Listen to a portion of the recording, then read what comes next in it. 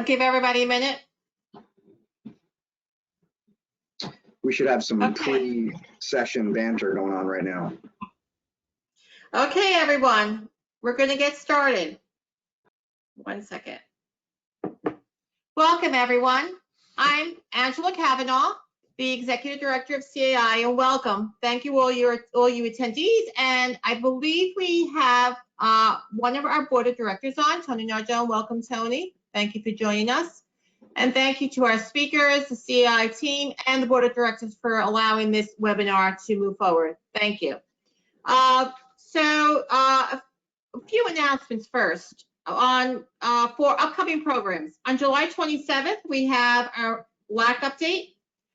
The following day, July 28th, we have a She Connects podcast discussion. July 29th, Wednesday webinar. On August 10th, we have a first virtual BLD. All of these programs, information can be found on our website. Registration you can do online. If you have any questions, feel free to email either me, Angela at CAI-NJ.org, or Jackie. And as far as managers, if you need your certificates for continuing education, please do email Jackie. Her email is Jacqueline, Jaclyn, at CAI-NJ.org. Some housekeeping rules today. All participants or attendees will be muted. If you have questions, please find your question box on your panel. Type your questions in, and please make sure you note the speaker that you would like that question directed to, and I will be asking the questions for you. With that being said, I will announce our first speaker, who will be David Byrne. David Byrne is a partner at Ansell, Grimm, and Aaron in the Community Association Practice Group. He limits his practice to the representation of condominiums, community associations, cooperatives, and homeowner associations. He has written numerous articles for CAI Community Trends magazine and has spoken on a variety of topics for the chapter. Today, David will be sharing his expertise with you on developing, implementing, and enforcing rules in your association. David, all yours. Oh, okay, how are you? I hope everybody's doing well. I'm going to talk about rules, as Angela just said, and the rules in our communities are basically our code of conduct, how we want people to act and not act inside our community. And we already have a master deed, a declaration, a set of bylaws which sort of set up already the confines of what that code of conduct will be. And rules then are really to fill in the gaps of those. So like in a civics sort of aspect of this, you have a country, you have a constitution, it lays out sort of the parameters of what a government can do and not do. And it's up to the president or the Congress or whatever the case may be to fill in the gaps, to actually make the laws that for the most part are going to govern sort of how we live. And that's pretty much the same thing with this. So a gap, for instance, would be in a condominium setting, how an owner has to maintain his unit to ensure the absence of harm to everyone else. That's in your existing governing documents. But there's nothing specific, for instance, that talks about how an owner has to do that. So you would adopt perhaps a rule that requires owners to maintain their dryer vents. And that would be a way that they will, that's a gap in between the obligation of the owner to maintain his unit and to know exactly what to do. That sort of segues into, I think, the rules that we should be looking at, that we should be considering. And I figure, and my view is that only rules that people will abide and that an association can and is able, is willing to enforce and is able to enforce should be those that are adopted. So, for instance, you have a rule like there would be a lot of rules that would be in place that would make community living more safe, more appropriate, and sort of akin to a speed limit on a highway. It would obviously be a lot safer if the speed limit on a highway was 20 miles an hour. But we all know that no one's actually going to go 20 miles an And therefore, the rule can't possibly be, the speed limit can't possibly be 20 miles an hour because the police can't possibly enforce that speed limit against every single person. So you develop a rule, a speed limit that most people will abide, and then leave the police to enforce the rule, the speed limit against those that are remaining. And those are the rules that we really should be focusing on, the ones that most people will think are reasonable and will abide. And then you sort of focus on, well, what is our board willing to enforce and what is our board able to enforce? Willing is, what are the consequences of having a rule that you're not going to enforce? And the consequences of that are generally credibility and I guess undercutting the basis for having the rule to begin with. So you have a rule that requires people to clean their dry vents, and then a few people don't do it, and then the board doesn't do anything about it. Aside from the credibility that will be threatened because of that, it also undercuts the whole purpose of the rule to begin with. If the situation was so important as to require people to clean their dry vent, then it would be theoretically just as important for you to enforce it. Otherwise, the harm that you were attempting to preclude will take place. And I think you also focus on what rules are we able to enforce. And this you sort of see in the noise context and those sorts of things, where our community may want to have a rule that requires people to be to make less noise after a certain amount of time, or not be obnoxious in some sort of way. It's very difficult for an association to enforce a noise rule or something like that because it's impossible for an association, generally speaking, even prove how someone was noisy, why they were noisy, et cetera. That's a rule that isn't really able, for the most part, to be enforced. And what's the consequence of that? I think the consequence of having a rule that you're not really able to enforce is, from my experience, confusion on the part of owners and resentment. Owners act like regular people. When they experience something, they go to a document or an authority and they attempt to see what their options are. And if someone is experiencing something bad with respect to a neighbor or some noise or something like that, they go to a rule book and they find there's a rule against a certain noise after a certain time. They then expect, I think, the association to do something about it. And they're really going to be confused and they're going to be resentful, I think, when they find out that the association is going to say, well, we don't really have a recording of that noise. We don't really have any witnesses of that noise. How do we really know that the noise was as loud as you say it was? And so I think that's a rule, for instance, that will be very difficult. We won't be able to enforce. And I think that might be a rule that we have to then think about whether or not we want to have to begin with. So let's talk a little about implementing rules.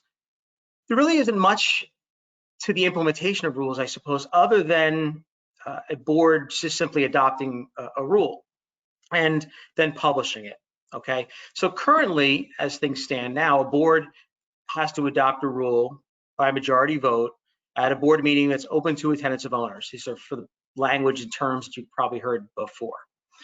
And that board vote has to take place following adequate notice is what the law requires. So in terms of implementing it, that's pretty much what you need to do.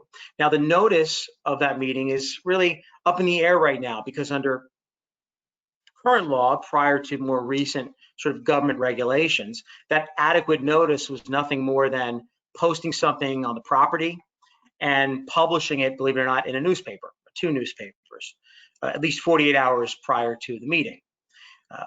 Following the new DCA regulations, which are on appeal, and which I think many people agree, as I do, that they're of questionable legality and constitutionality, there's a much greater notice obligation when it comes to this board vote. This board vote to adopt a rule would have to take place at a board meeting open to attendance of owners, following adequate notice, which is going to be posting on the property, but also personal notice to every individual owner, at least 7 days prior to the meeting.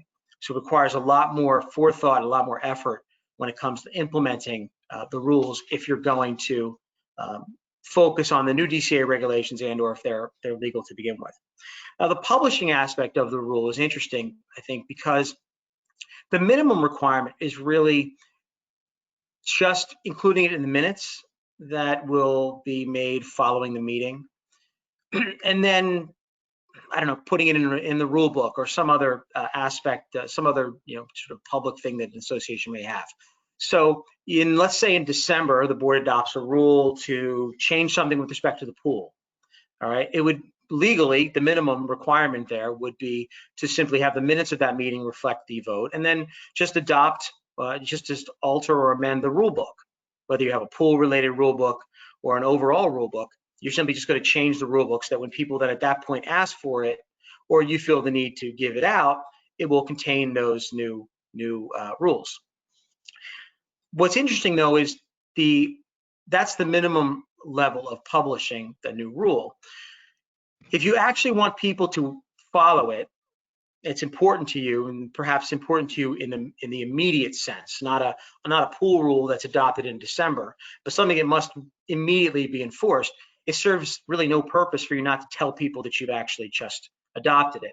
So to the extent that the rule is important and must be enforced or must be put into play immediately, they're practically speaking, maybe not legally speaking, but practically speaking, there's an obligation that people know about it. And that may take the form of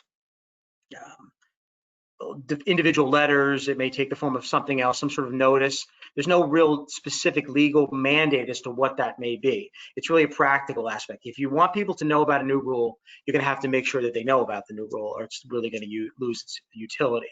And one interesting point, I think, with this is also the resolution idea.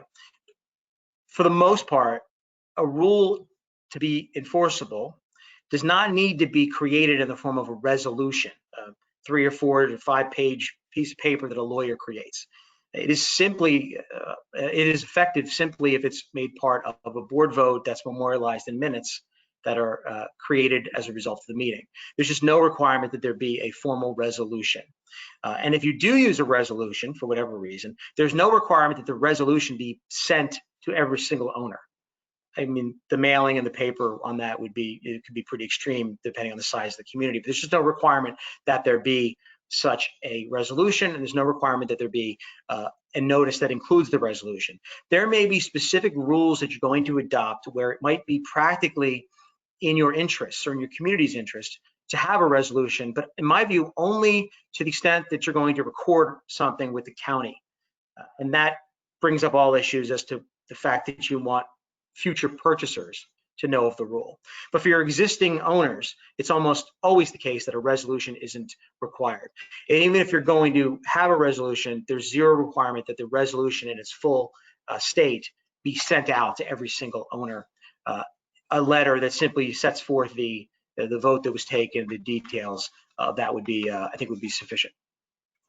Now, enforcing rules. There are, I guess, 3 sort of buckets with respect to enforcing rules. There's the self-help bucket option, there are the fines, and there's sort of the court order. And they go in, I guess, they're sort of gradually increased in terms of cost and significance. Self-help, I think, is pretty self-explanatory. I mean, self-help is, you know, when you don't want your child to ride a bike without a helmet, you take the bike away. If you have a rule that prohibits owners from leaving their children's toys out on the common elements, and the toys are left out on the common elements, you don't need to send a letter to these people or levy fines against them or, God forbid, get a court order. You simply just need to go get the children's toys. That's self-help. That's enforcing a rule through just having someone actually enforce the rule. With respect to that, I think it's the most effective option in my view, because it does not involve lawyers, and that's often where a lot of these things get stuck. But if you are going to use the option of self-help, just make sure that there's some authority for it in the governing documents. But importantly, also in my example, when you take the children's toys from the common elements, don't throw them in the garbage. They have to be maintained, stored, because the owner is entitled to have them back. Now, the owner may put them right back on the common elements, at which point you'll take them right back away again, but you're not empowered to destroy the item. Fines. It is definitely the case that, you know, a fine is appropriate only if you have authority to do the fine. So it's important that you check your master deed, your declaration, your bylaws, your governing documents, if you will, to make sure that power to fine is actually there. Because if it's not, it's a real issue. And under some authorities, you may not have the power to fine at all, even if you've been doing it for whatever reason for 25, 30 years. The governing documents are also going to give you some important information as well. Not only whether you can fine, but whether or not the fines will be considered assessments, for instance, or how the fines will be treated to begin with, meaning how the association will be able to recover them. And importantly, the governing documents will tell you whether or not legal fees that are incurred because of these fines are recoverable as well. The last item, I think, for enforcement purposes will be a court order. This would probably be the most drastic step, as you can imagine, but it probably is the most important step depending upon the gravity of the violation. Again, you'd have to make sure that your governing documents contemplate court orders, contemplate legal action. They probably do, but that's important that you do that. And at the same time, you really want to make sure that the governing documents allow the association to recover the legal fees, okay? It would really be a Pyrrhic victory, as they say, if you were able to file a lawsuit against an owner and win, which you probably would, get a judge to force an owner to stop doing something that he or she's doing, and then find out later that all the legal fees you incurred were not recoverable from that owner. That could be a pretty big problem. Excuse me? 2 minutes. Oh, 2 minutes, okay. So let me just talk real quick about ADR. I'm sure everyone, or at least most of you, have heard of ADR. The general rule is before you take any action to enforce a rule, not necessarily adopt the rule or give notice of it, but enforce it. Levy a fine on someone's account, go to court, probably even take the children's toys off the common elements in my example. Owners need to be made aware of the fact that they have the right to participate in ADR. And under current law, if that's not done, the subsequent enforcement action that you take could be jeopardized. It certainly would be grounds for a judge to not award attorney fees, to find some reason why you should not have taken action A because you should have taken action B first before you came into court. And that's very, very important. So there are questions, I guess, that Angela, that's what we do now, or with my warning, I made 2 minutes. Okay. All right, great. Thank you, Dave. Yes, I do have a couple of questions that actually came up. The first one is, how is ADR supposed to be applied to the enforcement of rules? Well, it's a good question. I think there are, the type of ADR involved really, in my view, depends upon the issue involved. There's the slam dunk violation, and then there's the he said, she said violation. In the slam dunk violation, you have a rule that's been violated where nobody involved disagrees that the rules have been violated. That's the townhouse that built an addition on the back without authority. Okay, no one's going to deny that the addition is there. They're simply going to perhaps argue over whether or not the association had the right, the owner had the right to do it. The he said, she said violation is the the noise violation, or I saw a dog, I saw an owner not pick up after her dog, and I want a fine levied. Well, we don't really know as an association whether or not that's true. An owner could lie. We know in this country and in all kinds of settings that sometimes people make things up about laws or violations, and we know also people lie when they do something they shouldn't do. So in those situations, the ADR is going to be more about a fact-finding effort. It's going to be perhaps a way for the association to determine if in fact there was a violation, or it's simply going to be put in place for the two owners who are complaining about each other to try to see if they can get beyond that complaining about each other. In the slam dunk violation, the ADR is going to be, in my view, nothing other than a mediation, which is basically owner, the addition on the back of your home, in my example, has to go. So we're here to talk about how we're going to do that. We're here to negotiate a way out of that dispute. We're not here to negotiate whether or not the violation will continue. Hopefully that answers the question. The next one up from our audience, are emails considered adequate notice? It depends. The new regulations do talk about electronic notice with respect to a bunch of different things.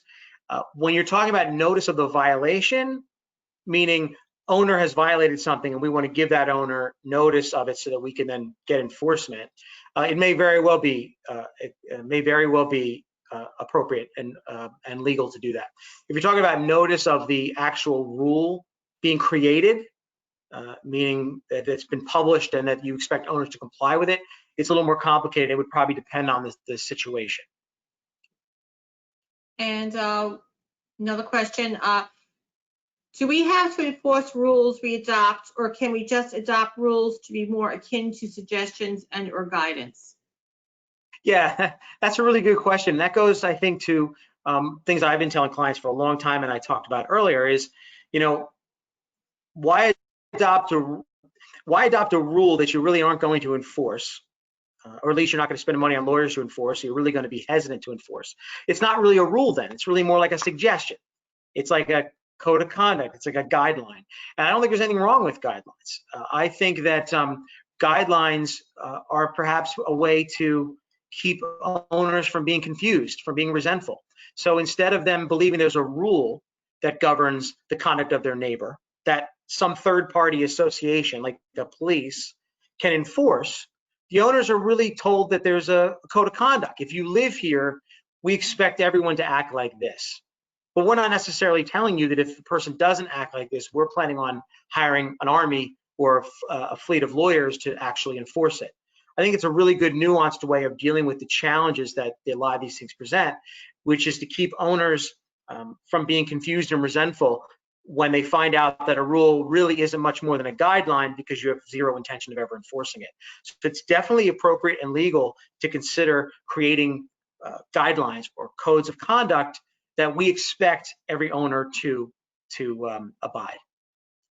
It's a good approach, I think, in some ways. Okay, that's about it, Dave. On questions for you, thank you very much. And Okay. now, thank you, Dave. All right, so the next up is going to be Stephen Kuhner. Stephen is a commercial banker with Valley Bank. He has been with the bank for 10 years. He currently runs the New Jersey HOA banking for Valley with a core background in the lending space. Steve will be discussing analyzing financial reports and records. Steve. Hi, hello. Thank you, Angela.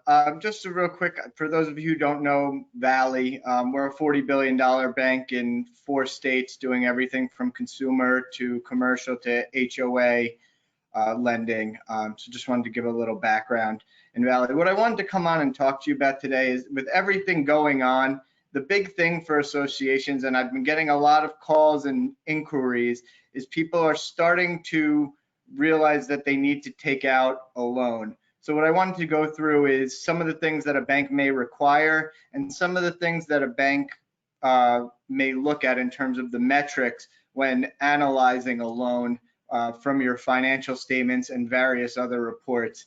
I think it's become, in COVID, it's become even more important now. New Jersey's unemployment rate is at 16.6%, which is the second highest in the country.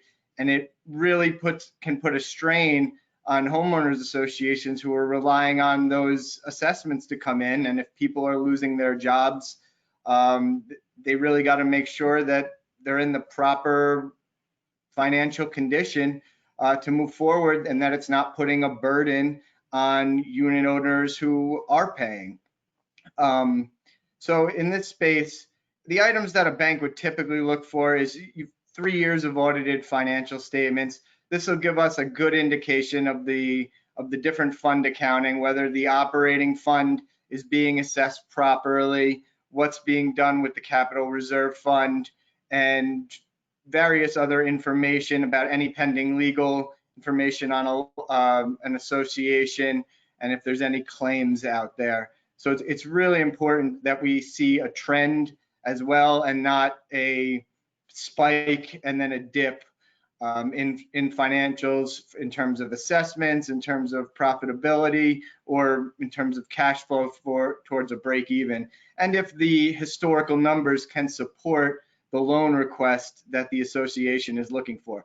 We're also going to look for, depending on the time of year, a current interim financial statement. This will give us a really good sense of the budget and how an association is performing in regards to the budget, what their current cash reserves stand at, and what, like the audited financial statements, can they perform under the terms of a specific loan. Next, we would ask for would be an arrears report, which is going to show us what percentage of the unit owners are not paying, higher those trends higher. And as I said before, with New Jersey really pushing the upper limits compared to other states of unemployment, we're starting to see a trend in higher arrears and people not paying. So it's really important to make sure that that trend is curtailed and that arrears are really in the right spot. We also rely on a capital reserve study to just show us kind of what upcoming projects you're looking for and what's going to be done in the future. Whether today it's a roof, when is there going to be roads? Is there going to be siding? Is there going to be decking? Things of that nature, and how far out they are, because we don't want to continually see debt on an HOA. A perfect HOA has no debt. Obviously, we know that in circumstances, things arise that were unexpected and things happen. So we're not averse to doing loans for HOAs, but continually seeing debt piled on debt piled on debt is just not a good look and does not help the financial stability of an association. So going into the metrics we look at, the percent of arrears, especially those over 90 days. Once you start getting into the claims, a high number of claims, it really starts to put a pressure on the other unit owners, and it kind of shows the bank, can they, at this trend, continue to repay the money. Also, we look at what's the increase in assessments going to be. Are you able to service a debt over 10 years at your current level, or are you going to have to increase your assessments by 50%? And what impact is that going to have on unit owners? What impact are they going to ask for new change in board because there's such a big increase? Is it going to create a lot of problems with payments because you're going into it thinking, let's say you're buying a property, you're going into it thinking you're going to pay X, and if you pay X plus, you may not be able to afford that property, and that's going to affect your arrears. We also look at the percentage of rental units. In this environment, a person's biggest asset would be their condo or their primary residence typically. But once you start getting into a high number of rental units, those are easier to walk away from than a person's primary residence, which then brings back to the higher arrears. Once upcoming capital needs, like I said, that's where the reserve study comes into play, and kind of their current reserves in relation to the request. Do you have a $2 million request where you've got $50,000 in the bank, or do you have a $2 million request where you've got $100,000 where you can put some skin in the game, or at least have the cash to continue to operate in case something else comes up, and you're not constantly coming back saying, I need more money, I need more money, I need more money. The other thing that we take into account is the recent sales price of units. And the important thing of that is, if you're going to be increasing the assessments, what does that do to the sales price of the units? And are unit owners now, where if the assessments go up too high, is that going to decrease the value of a unit where unit owners may be underwater on their mortgages? All these things that if one, let's say, leg in the table is loose, it can affect the stability of the table. So you really want to make sure that that you're staying on top of things and that you're really looking at all the metrics in order to keep arrears down, because at the end of the day, cash is king, and that's what's going to continue to allow an association to operate with the level of service that they're currently providing and pay the bank back, that it doesn't become an issue. So I know I was a little quick on that, but if there's any questions. Yes, actually, there are a couple of questions. Thank you, Steve. The first one up is, what is the most important metric the bank looks at when assessing the association for loan? So it's got to be arrears, because like I said, the cash, that's what pays our loan back. And any of the other metrics can have an impact on arrears, increasing assessments. How many, I know with a typical increase, you could see 10% go arrears. Well, if you do an exponential increase, is that going to be 20? Is that going to be 25%? These are all factors that have to be considered. Thank you. One more question we have. How does the bank view a reserve study? So the bank views a reserve study by just looking at what's the future debt obligations going to be of an HOA. Are they going to be borrowing more in 5 years? We did the roof. We've got 20 to 30 years on that, but now we've got to do the roads and the siding. There's another $500,000 or $1 million. And do we have the cash on hand to meet that, or are we coming back to the bank? Okay, one more question just came in. Is there any way to regulate the percentage of rented units? So I think that would be more of a legal question, and that would be in the bylaws of your HOA in terms of who can rent units. Dave may be able to speak to that better than I could. I think each HOA or condo is going to be different, and it really is up to the bylaws. If the bylaws don't limit it, you could have a problem. If the bylaws do limit it, we do see a lot higher percentages when they're converted from rental to condo, where the developer may keep a certain percentage of the units. That's where we really see a higher percentage of rentals. But I think it's really up to the HOA's bylaws to establish what percentage can be rented, for how long. Is there a limit to you can rent it for 2 years and then that person has to be out and it has to be owner occupied again? Okay, anyone want to add to that, or that's it on that question? Okay. All right, and then one more question. What is the usual term and collateral for an association loan?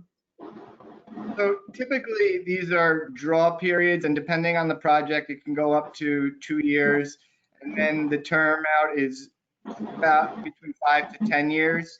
And we usually take an assignment of assessments and of the cash accounts.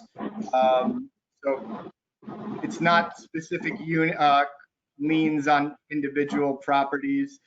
Occasionally, if there's, let's say, there's a unit or two set aside for a maintenance worker or things like that, we may take a lien on that unit, but those are in rare cases. It's typically just an assignment kind of the assessments. Okay, great. Thank you, Steve. That's it on questions. Thank you very much. Next up, Ryan Fleming. Ryan Fleming is Director of Habitational Department at JGS Insurance. For close to 20 years, he has provided clarity and guidance to community associations using a refreshing approach to risk control and insurance placement. Ryan will be discussing assessing insurance risk far beyond claims and coverage, how an underwriter thinks, and what we can do to control costs. Ryan? All right, so that's it. You said it pretty much, Angela. Anybody have any questions? I'm just kidding. I'm just kidding. So far, listen, first things first, I think I love this format in the time where we can't actually do this in person. I've said it before, I think it's important that we continuously educate each other and start to lean on each other for support for this kind of stuff. So that being said, what the overarching tone of what everybody talked about, Dave and Steve already, is planning and setting up a rule structure that makes sense and that people can abide by, and things that put the association in its best possible light. That takes time, it takes effort, and it takes planning. Steve's talking about financing for capital improvements. He's talking about arrears and rental ratios and losses, and are we doing the streets, are we doing the roofs? At the end of the day, all of that takes long-term planning. I mean, a reserve study talks about the useful life of things 30 years out. And if we're not planning that far out with this massive community that we're trying to control or at least keep in its current position or better our position, well, then we're not really planning appropriately. So planning is so absolutely pivotal when it comes to running a community association, from a board standpoint, from a management standpoint, and really leaning on the professionals that you have in place to advise you with a real long-term focus as to what that looks like. At the end of the day, you're not going to be able to get financing if you don't have a track record of 10, 15, 20 years of success, or 10, 15, 20 years of proper monitoring of that rental ratio, like you talked about, Steve. I mean, that's huge in so many different ways. We're going to decrease property values for all the unit owners that actually own their units. You're going to increase arrears. Insurance carriers are less likely to view you in a positive light if you've got a higher rental ratio. I mean, that kind of thing, though, if we don't monitor that, it becomes something that has a life of its own. I have a South Jersey community that went from 15 to 55% over a 10-year period of time, just because their governing docs were fairly silent on the maximum amount. So now we have a rental association that, you know, we have a little bit of a crunch. If everybody loses their job, it was South Jersey location, they lose their jobs in the casinos, and now we've got arrears, we've got vacant units, we've got all sorts of problems just because we didn't have enough forethought or planning to say, what does this look like in 10, 15, 20 years? If we're not sitting down and having that conversation, then we're missing the boat. We're going to find ourselves in a situation in that future time period that we definitely don't want to be in. I mean, it all comes from modifying the governing docs to work in your favor. It all comes from preparing for financing when we need it for capital improvements. You know, I can harp on planning all day long, but what I really want to talk about now is the process by which everyone negotiates what normally is their largest line item on their budget. I mean, if it's not landscaping or sometimes snow removal, if we have snow, it's usually the insurance, you know, and that insurance line item being so massive on this budget for some strange reason, we all do it. Everybody wakes up 30 to 60 days prior to the effective date, takes a snapshot of what we currently look like and says, well, get me the best price. And I don't feel that the planning that associations really need to put into this thing has been put into it. Everything Dave talked about and everything Steve talked about so far, and I'm sure everything Gary's going to talk about, at the end of the day, all of these aspects of the community, whether it's capital improvements, maintaining the association, having governing docs that work in favor of the association and the board, being able to govern properly, or any arrears, their finances, any of that stuff, that can't be fixed 30 to 60 days prior to the effective date. It just can't. It's something that we have to have been focusing on over the long term. So, I mean, it's very akin to our credit report. We can make little changes and we can try to dispute some things on our credit report, but at the end of the day, what that credit report shows that when we were 16 years old and we got our first fake credit card, it starts then. And our habits then are attributed throughout the entire history of us being an adult. And at the end of the day, we come up with a score. That score came from a lot of years.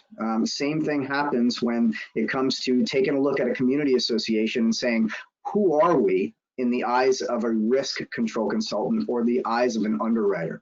How is an underwriter going to view us and say, yes, I'm happy with this association and their history? Or are they going to say, well, I don't know, it is what it is. How about this price, and throw it on the table? Sure, we can move that price around a little bit just by putting pressure in certain areas or creating some competition, which we'll talk about in just a second. I mean, that moves the needle just a little bit, but what really moves the needle is being a best-in-class association. And that's what takes time. And that's what takes effort, and that's what takes everyone on this call and all the professionals that may be listening in and the vendors that are in this industry that are part of CAI. That's what takes a village, no pun intended, to create the effect that you need to create, and it's a long-term effect. So at the end of the day, you've got a price that's eventually going to be determined by an underwriter sitting behind a desk that probably got beat up in high school that wants to take it out on you. At the end of the day, we need to convince that underwriter that this is a best-in-class risk, that losses will not outweigh premium dollars, and that the forward-thinking movements of the board and the vendors that they hire, the professionals that they hired to advise them, are the best in class that are going to create a risk-sensitive community that's not going to have the losses, that's not going to have a trending loss run, whether it's property damage claims or slip and falls that seem to get very, very contagious for some strange reason, even if there is no snow. But all of those things, we need to make sure that we can give the underwriter a clear understanding that we've got that under control, and here's how. And that's not something we can do in 60 days. So my point here is the insurance line item is more than just an insurance renewal. And it's something that should be focused on every month, every year. So it's something that you should really dive into with a clear, concise plan of action on paper, holding everyone accountable to say, this month, this is what we're doing to ensure that at renewal time, we've got the right renewal terms. Next month, we're doing this. At the end of the day, if we actually enact some sort of a 12-month plan to ensure better risk control and a better tolerance for anything that comes down the road with our insurance renewal, well, now all of a sudden the underwriter is saying, well, that's a best in class. I can apply my best in class rate. And on top of that, now you've got multiple underwriters saying, no, I would like a shot at that best in class. So let's get involved, and let's now create competition. And let's create competition between the carriers. There's something that we don't talk about so often, and I feel like I'm the guy that always exposes how the magician does the trick, but here's the way it works. At the end of the day, the way that insurers, customers, clients, and insurance brokers, all in the whole industry, the way that we do it is we create competition between insurance brokers, thus shielding the carriers from competing with each other. And that's where we need to switch this industry up on top of its head and say, listen, we need to put the pressure on the carriers, not on the brokers, because the brokers are going to come in with their one quote every year at renewal, and they're going to say, maybe this is good enough. No other carrier knows what this quote is because it's a secret, and I'm holding it in my jacket pocket until renewal board meeting time. The other broker comes in with the same thing, says, I got one too. Nobody knows what it is. It's a secret. But at the end of the day, what if we took all of those options and we gave them back to the carriers and said, carriers, here's all the options. You guys fight it out. At the end of the day, what you have is you have the feeding frenzy, the competition that you need in the industry to drive those carriers to the frustrated price where one of them says, that's it, I'm going to take a loss on this thing. This is the best price I can ever come up with. Here you go. And only then is when we as communities can find ourselves in the best possible insurable position. So there's a lot of different things that I talked about real quick. One was let's plan. The other one, it takes a long time. The other one is what's your plan for success, and is it in writing, and are all parties held accountable to enact that plan? And the last one is let's put the competition, or let's cause the competition to be between the carriers, not necessarily the brokers. Find your broker off the expiration date, somewhere in the middle of the insurance term, policy term, where there's no effective date and no carrier to be approached. You bring them in, you say, what's my plan to affect change? You meet their team, what's their claims team, what's the salesperson, what does the management team look like, is there a risk control consultant?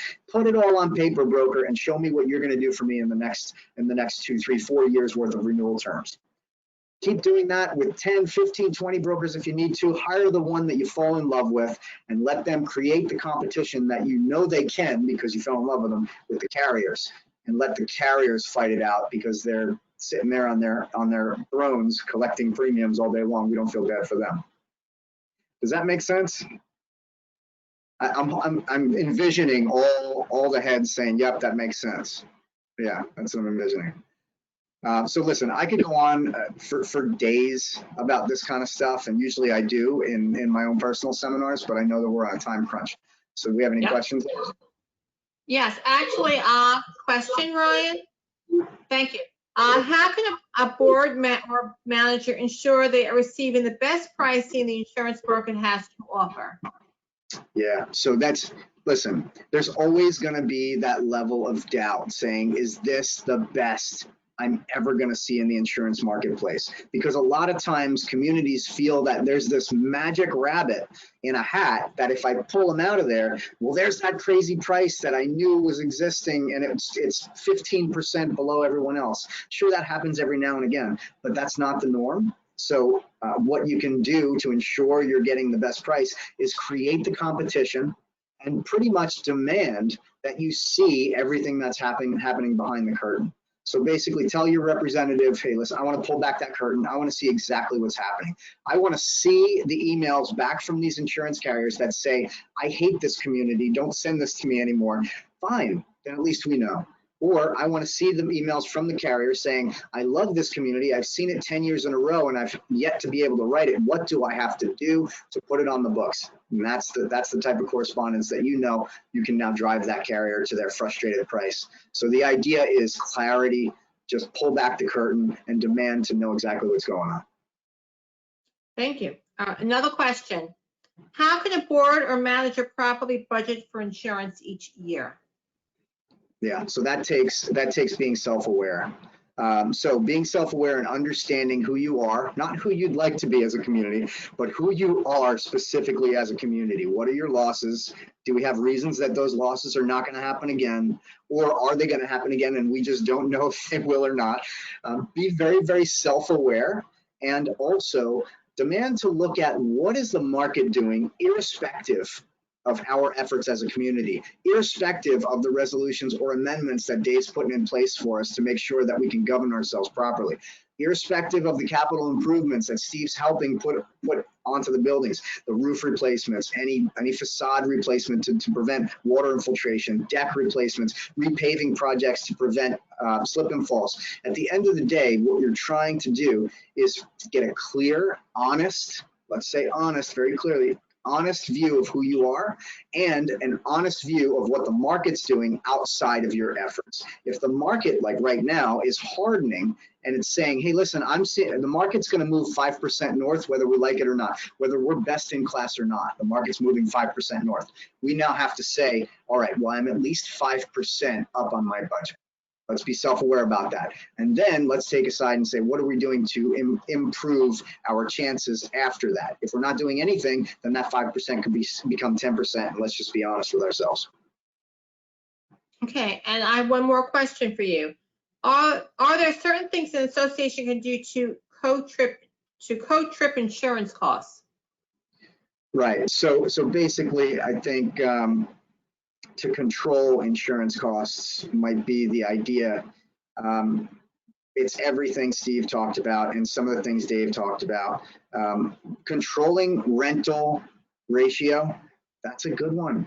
I mean, I like that Steve brought it up. I haven't heard it from a banking standpoint before, but listen, if you don't have verbiage in your governing docs that says, hey, we can't withstand a 35+% rental ratio and we need to cap it there, or there's some sort of verbiage in there that makes it a little more difficult for us to become an apartment complex without us having knowledge of it. I mean, that's one of the things.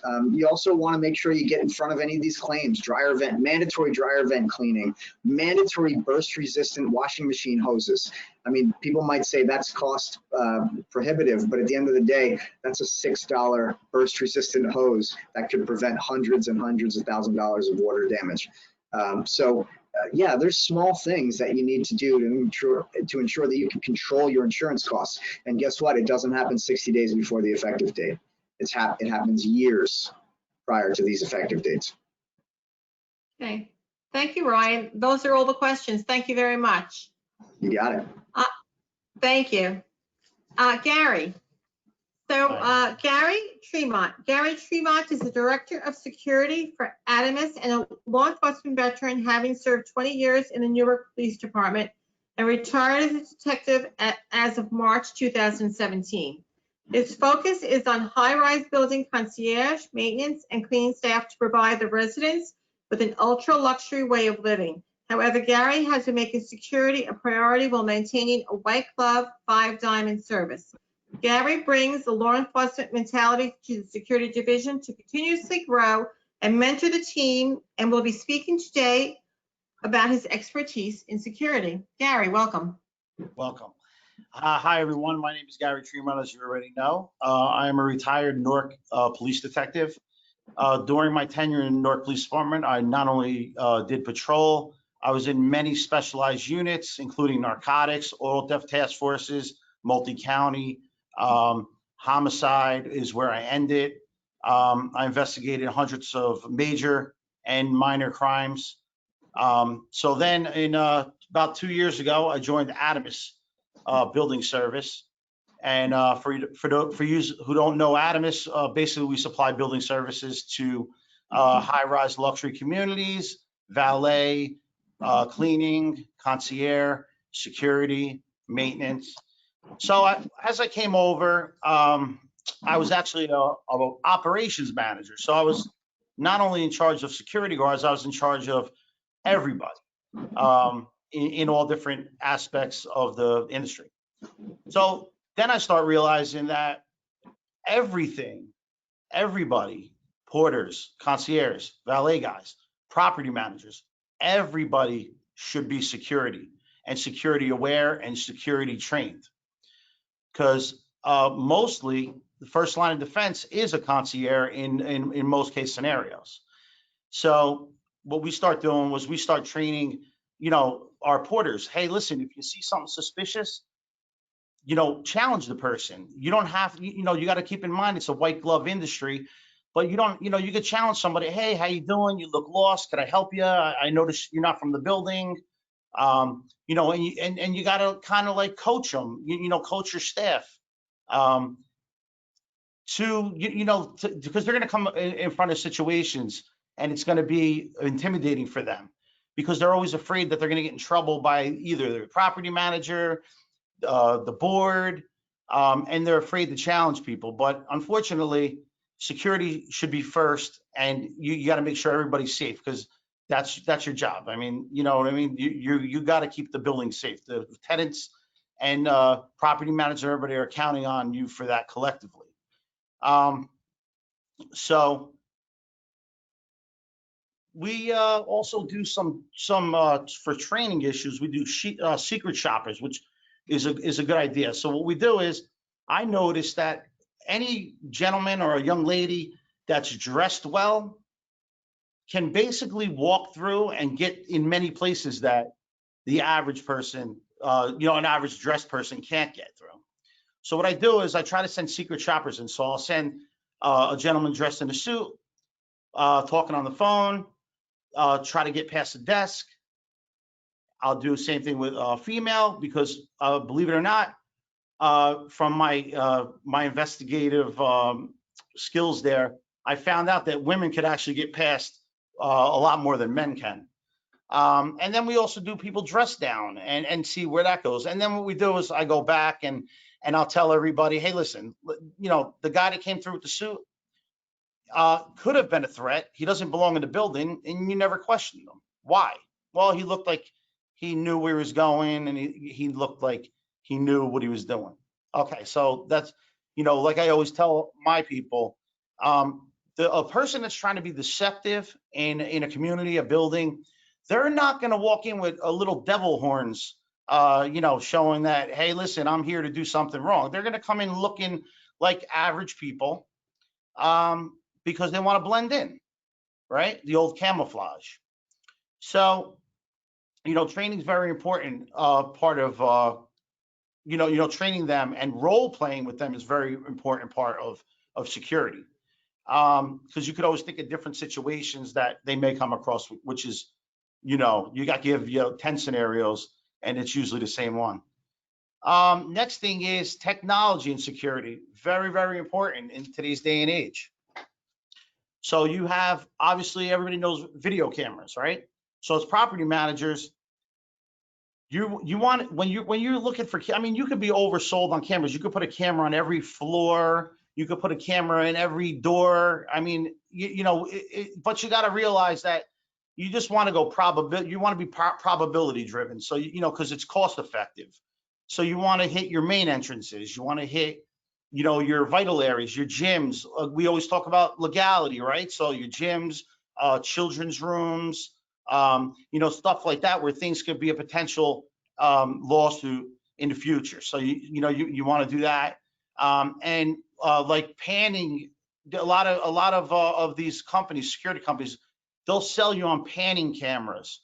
They're more money. I'm not a big fan of them. And doing investigations, I probably viewed thousands of hours of video looking for certain things and crimes. And I will tell you, my favorite are fixed cameras, because the fixed cameras capture the whole entire incident, or they don't catch anything. But with the panning cameras, you catch a glimpse and then it pans away, and then you catch, it's just very frustrating. And then the equipment, I mean, depending on the money you want to spend with that, I mean, there's countless options nowadays that I'm sure a camera guy can go another hour into that depth with. Access control, key fobs. I think mostly every one of our buildings have key fobs, and that's a great way of keeping track of. You can keep track of who exactly is coming in and out of the building. You could also give certain access. Maybe certain employees. Maybe you want them to have access to only certain areas and not other areas. So it's a great way to limit access versus keys, where keys, you could go anywhere with them or anything like that and not know who used them. I can use your keys or just grab a key and go anywhere I want. Then a lot of the security guards nowadays have touring monitoring systems. So there are another vast amount of systems. You have phone-driven ones. You have wand-driven ones. We use a particular one where the security guard walks around with a cell phone that's driven to little tags. And we train our security guards, and you want to make sure that you train your security guards.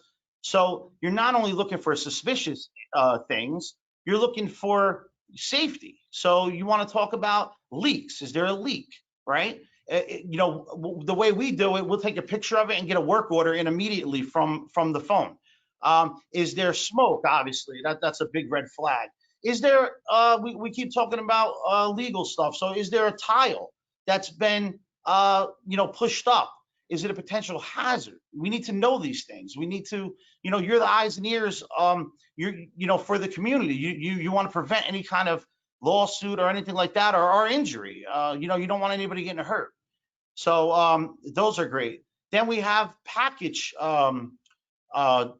driven softwares. There's a ton of them. And this gives the concierge accountability in taking packages in, missing packages. You could track them. Well, we took it in at 10 a.m. and now it's 12 a.m. I came to pick it up and now it's gone. So what happened in the 2 hours? Do we go back to the video and check the video to see what happened? Did the package, get there, not get there? Was it logged in properly? Was it not logged in properly? So there's a ton of softwares there. And now most of you probably know, but maybe some don't. They have key tracking systems. So, very easy. You want to send an email to the concierge. Hey, listen, my mom's coming. Her name is so-and-so. She's going to be at my house at 1 p.m. today, and I would like you to pop my key and let her in. Give her the key and let her in my unit. So now the concierge sees, goes to unit 203 or whatever, and sees that Jen has her mom, Veronica, coming. And we're going to give her the key. So now the key pops out. Now the unit owner gets an email saying, hey, listen, your key was popped out. Okay. So now if you're expecting your mother, then it's really not an issue. But if you're sitting at work on a Tuesday afternoon and your key was popped out of the system, you're going to want to know why. So we train our concierge, like if you do one by accident, as soon as you pop it back in, it's going to also send an email that the key was popped in. So I always tell them, just give the resident a quick email or a call that, hey, I popped your key out by accident. But it's accountability, and it's very important in a community like that. And then so now we talked about training the staff, doing role playing, showing them what to do, and getting them all set up for what they're supposed to know and what they're supposed to do. Now it comes to time with what do we do after all of that? We report it, right? So now you have all different types of reports. You have reports that say Mr. Jones used the gym at 3 o'clock in the morning, And guess what? He's not supposed to. All right, is that a big deal? Probably not. The property manager, he's going to think it's a big deal. Okay. 2-minute warning, Okay. Gary. So now what you have to focus on, are you reviewing it as property managers? This could be a legal issue. This could be a criminal issue. This could be a big liability, the incident that at hand. So as you as a property manager, are you reviewing that report? Are the building service managers reviewing those reports? So, it's very, very, in the world we live in, it's very, very important. Who, what, where, why, teach these people how to properly write a report, what to say, what not to say in certain incidents. And then real quick, security surveys. I just want to jump into that because I know a lot of the property managers and boards get security surveys. I reviewed tons of security surveys when I came on. I was not a big fan of any of them. To me, they were checklists, dog and pony shows. So, front door, check. What's that mean? So I'd like, challenge your security companies. I go out, I want to know, hey, listen, daytime, nighttime, midnights, there's different threats at different times of the day. I tailor it, and I want you to, they should tailor it to your thing. Are we worried about what's happening 2 blocks away in the middle of the woods? Probably not. But in a major city, yeah, we probably want to know, is there somebody getting robbed, or there's car being broken into up the street? We need to know that. And as you're paying for that. You deserve, a tailored one to you, a more investigative approach, and then, safety, of course. And I know I'm down to the 2 minutes, but it was great talking to everybody. And I think that everybody in the industry has done a great job with this COVID. It seems like the people in the industry just went above and beyond and did everything. And I'm grateful to be in the industry, and it's a pleasure talking to everybody. And if you have any questions, obviously feel free. Yes, actually, there's one from the audience. Gary, I believe you already hit on this. It's a little different from what you spoke on, but for non-high-rise communities, like townhomes, what can we do for community security? Many people are adding the ring type cameras. Do these provide protective benefits versus post-crime evidence? All right, funny you say that, because I actually just did a security survey on a townhouse community. So townhouse community, a great idea is to limit your access in and out, if possible. If the budget allows, you'd want to do a security booth with a security, and if it really allows, you'd like a rover to rove around. However, yeah, I don't believe you could mandate everybody to have a ring system, but they do work very well, and I know they feed off one another. And in a lot of towns, the police departments, they actually have access to the ring system. So if there is an incident, they can immediately log on and see what's going on before they even arrive. Another thing is, there may be areas in the community where, like maybe common areas, where it's dark, and it might not be a bad idea. Specifically, we were having problems with people in the rear of the townhouses, because the townhouse rears, they were dark, and they there's a path in the back, and there was kind of a few issues. So I suggested that maybe they do motion lights in the rear, so as somebody's coming through there, all the motion lights will start going off, because really nobody's supposed to be back there anyway, for the most part. But so it's just an idea, some tips. Okay, great. Another question for you. What are the best tips for safety and security at concierge, front desk, or gatehouse? Anything else to that? I'm sorry? What are the best tips for safety and security at the concierge, front desk, or gatehouse? So I think the best tips is you really need to prepare and train these individuals. You can't just take somebody and, one day they're working in McDonald's, and the next day they're working in a luxury high-rise, and expect them to know everything. You have to take the time with them, and you really need to train them in security, in customer service, in, report writing, like we discussed. I mean, just the training. I can't go. I mean, you just can't expect people to assume they know what you know. That's like you assuming to know, me to know about the finances this gentleman was just talking about. I'm not going to know what he knows, right? Or you know, you're not going to know what I know about policing because, you know, I did it for so long and I'm experiencing it. So you need to get them and have patience with them and you really just teach, you know? Thank you. And I actually have one last question. I'm not sure, possibly this one is for Dave. What is the rental ratio that presents problems? We want to revise docs to make sure that we place limits without impending rights. Can we limit any individual's number of units? Does that make sense? Does that question make sense to you? Okay, go Yeah, ahead. I think it makes sense. It's really difficult to know for sure without getting a feel for what what the particular community's governing documents provide, what type of community it is, whether it's an HOA or a condominium. There are definitely paths that are legal for an association to get on towards doing all those things, limiting the number of homes that can be rented at any given time, limiting the number of homes and units that can be owned by a particular person or a corporation or affiliates of that corporation. But it's really dependent upon what exists already in the governing documents, what type of amendment would be necessary.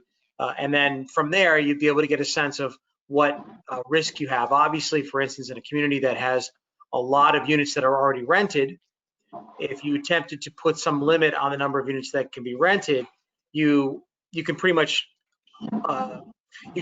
get a sense already of what your class of potential plaintiffs are in a lawsuit. So there are a lot of case by case things that you'd have to really consider, but it's definitely doable in the right circumstance. Okay. I think those are all the questions. Anything else from our speakers? Otherwise, we will end the session. Thank you all of the attendees. If you have any other questions for our speakers, please feel free to email either me or Jackie, or call the office. And remember, our next Wednesday webinar will be next week. Thank you all. Okay, thanks. Thank you. Thank you.